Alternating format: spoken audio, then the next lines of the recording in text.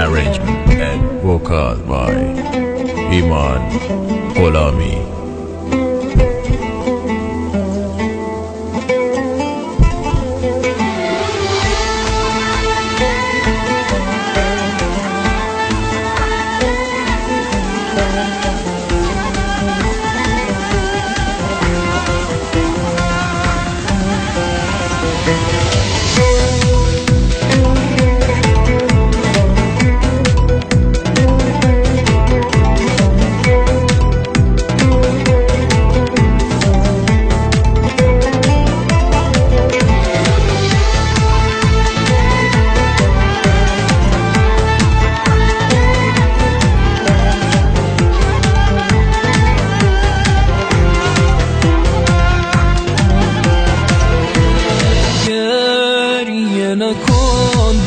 بذار سر روی شونه هات بذارم، گریه نکن، من که طاقت دیدن عشقا ندارم. حرفای تو میمونه توی قلب من همیشه، تقدیر ما بود بین ما دوتا جدایی باشه.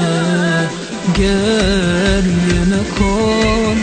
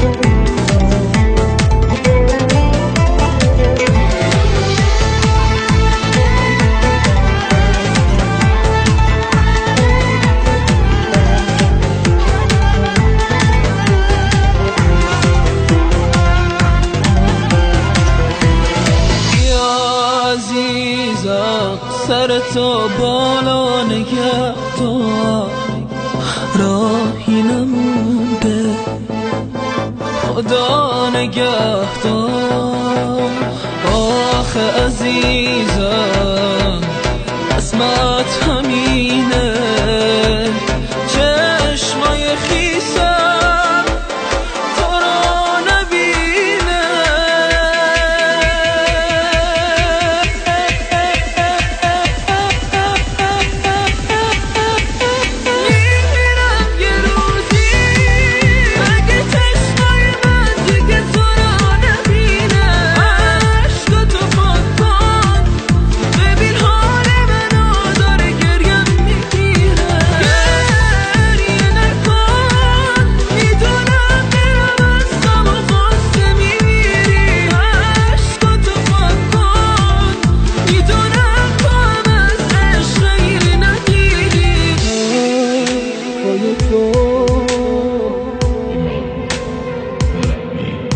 میمونه توی قلب من